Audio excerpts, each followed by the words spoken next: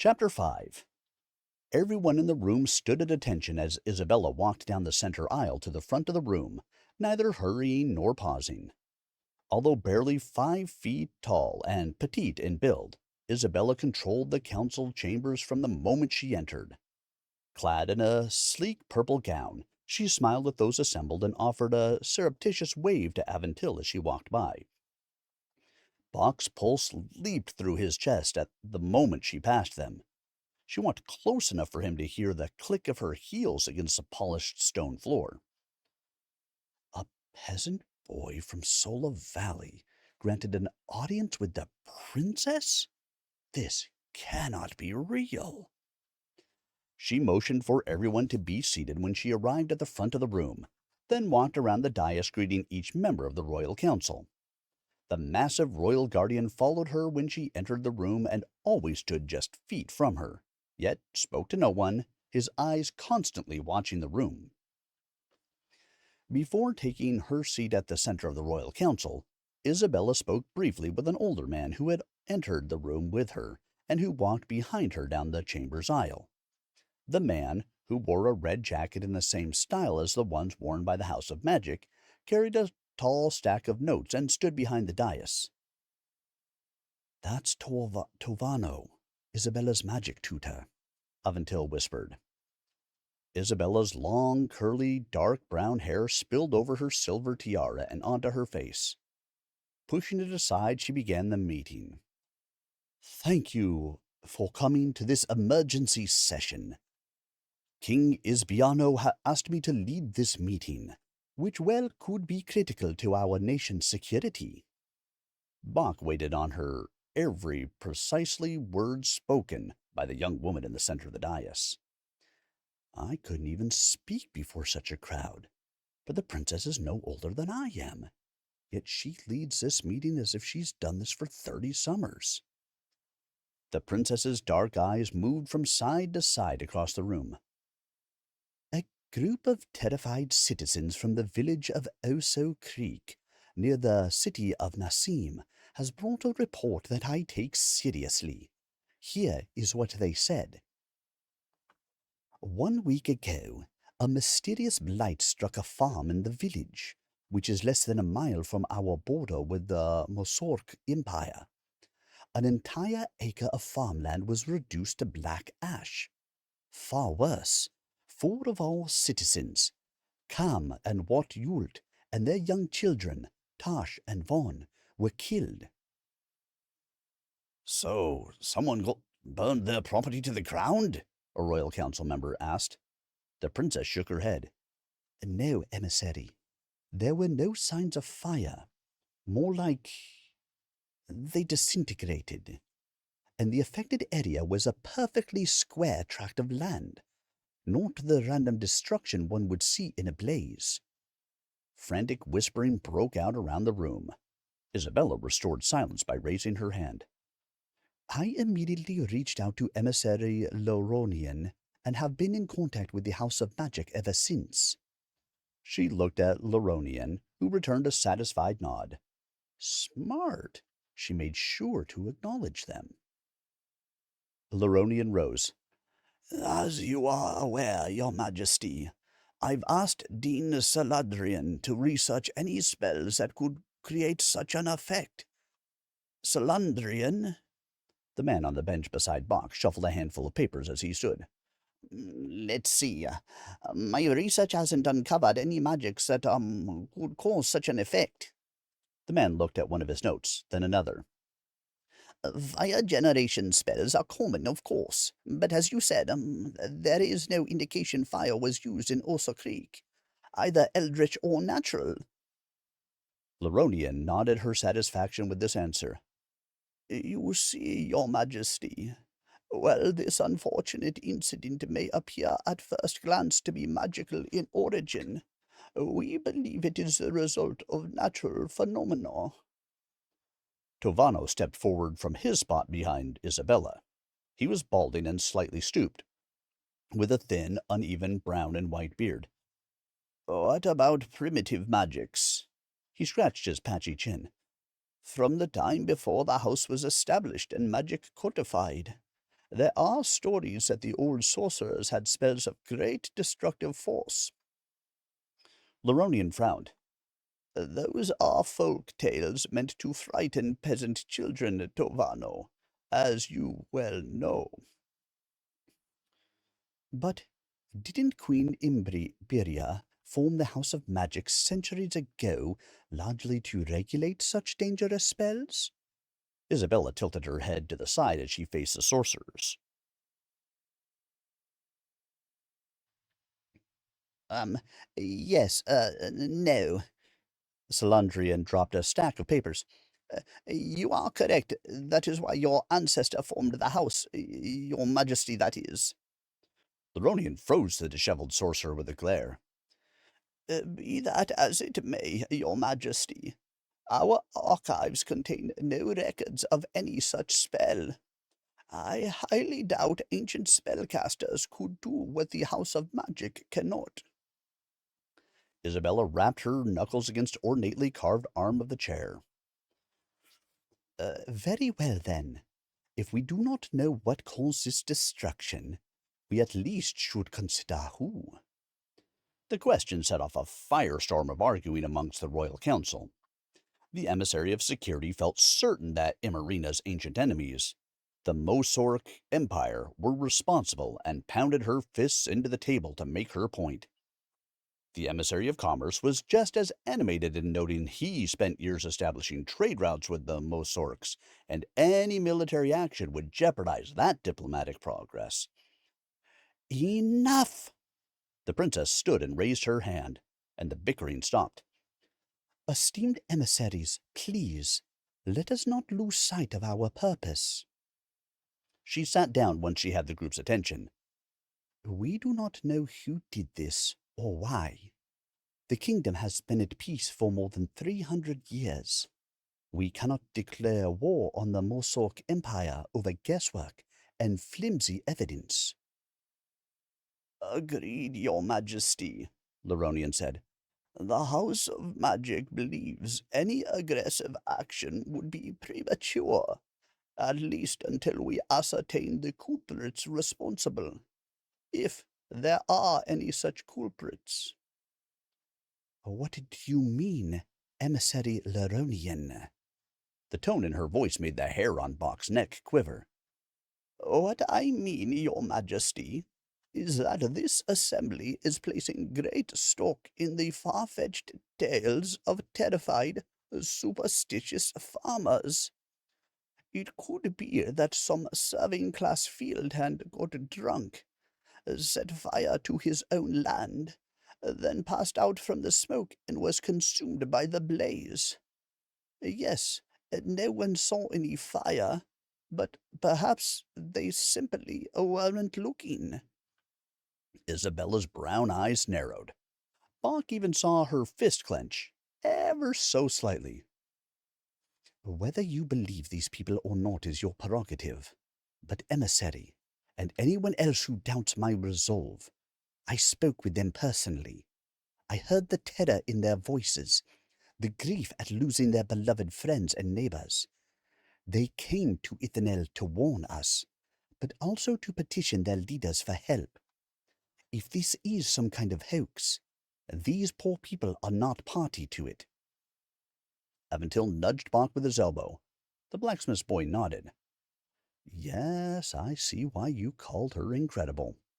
Princess Isabella is every bit as capable as she is beautiful, which is saying a lot. Isabella stood again and looked out over the room. This is why I will lead an expedition to Oso Creek to investigate this tragedy, and to help the people affected. A large force would arouse the Mosorks if they are not responsible, and tip them off to our concerns if they are. So, a small task force, rather than a large army, is preferable for this mission. Accompanying me will be my personal tutor, Tovano. She gestured to the older man behind her. He smiled and waved to the audience in an informal way Bach could not imagine Loronian, Karagian, or Katorian ever doing. The latter two sorcerers shook their heads and muttered amongst themselves in obvious disapproval. Isabella raised her eyebrows to them. Chancellor Karagian and, Katorian, I believe it is. I understand this mission requires a House of Magic's trusted counsel. Aventil grinned. She knew that blowhard's name, and she wanted to remind them of who is in charge. Isabella continued. I propose that our group include a representative of the House to serve as our primary consultant on all things high magic. Tivana will be there to help me continue my studies. And who knows, perhaps a second set of well-trained eyes may be of value. Emissary Loronian, do you have a nominee? Kotarian will represent the House, Loronian called the young sorcerer up to the dais. He is our brightest, most accomplished acolyte. I will do my best, emissary, your majesty. Katorian bowed to the princess. Karagian sat back with his arms crossed. You will have to do better than that. You are representing the house. Success is an expectation. Failure is not an option. Very well, then. Welcome, Katorian. I am sure your skills will prove useful on this expedition. Isabella motioned to one of the royal guardians at the back of the room, the same older gentleman who had helped Bach when Katorian had assumed Bach was in attendance. The man strode purposefully to the front of the dais, where he bowed to Isabella. Isabella took him by the crook of the arm and nudged him onto the dais. Commander Corrigan will coordinate our security. The commander has dedicated more than 30 summers as a member and now leader of the Royal Guard. We could be in no safer hands. Like all Emerinian schoolchildren, Bach had learned the Royal Guard's creed, loyalty above all. This man seemed to be the embodiment of those principles.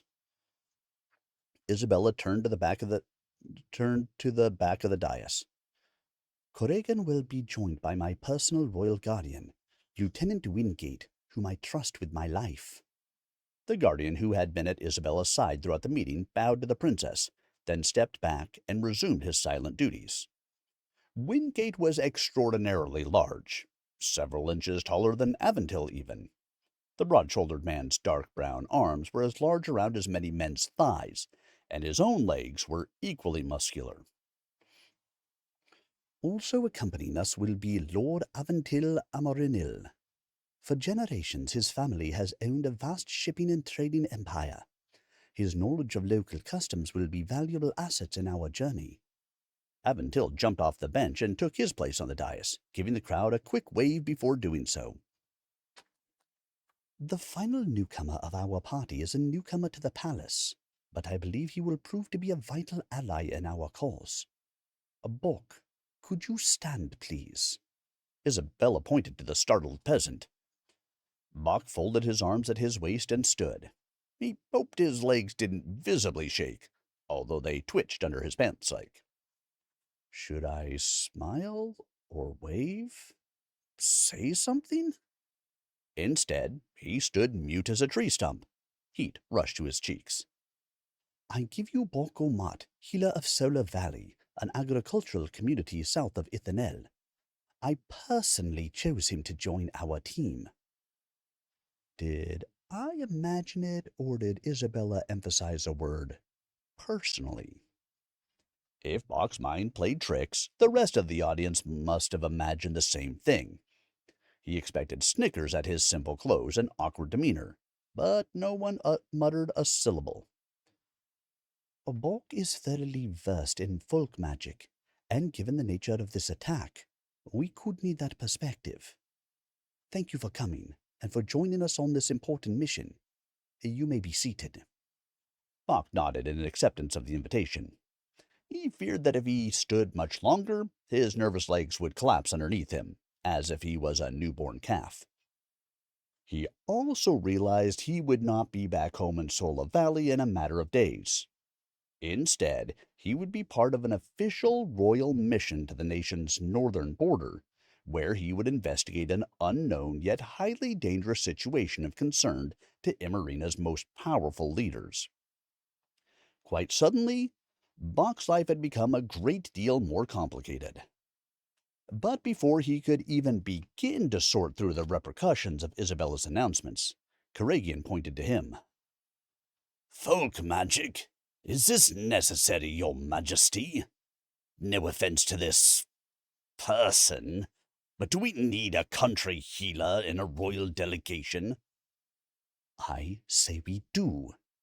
Any additional questions, Chancellor? Isabella's curt response left no room for debate or misunderstanding.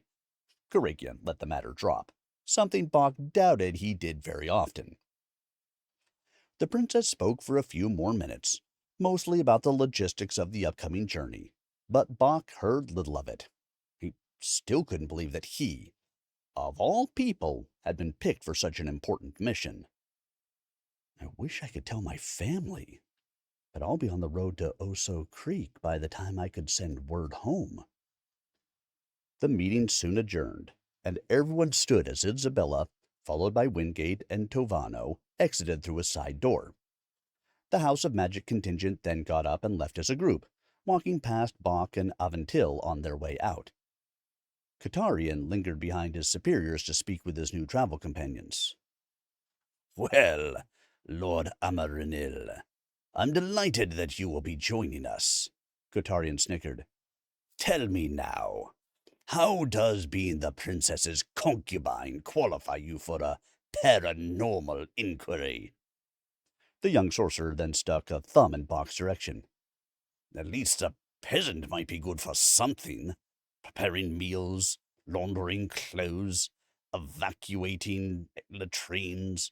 But you, a dilettante who spends his family's money, the lone function you serve is... Well, I suppose only the princess can attest to that. Or perhaps she finds you lacking in that regard as well. Aventil jumped to his feet, leaned in close to Katarian's smirking face. You'll watch your tongue, jackal, or you might find yourself picking it up off the floor. He practically spat the words at the young sorcerer, who waggled his fingers in mock fear. Bach grabbed his new friend and struggled to pull him back. Aventil's thin arms felt like hammered iron under his loose-fitting crimson and gold shirt. Come on, Aventil.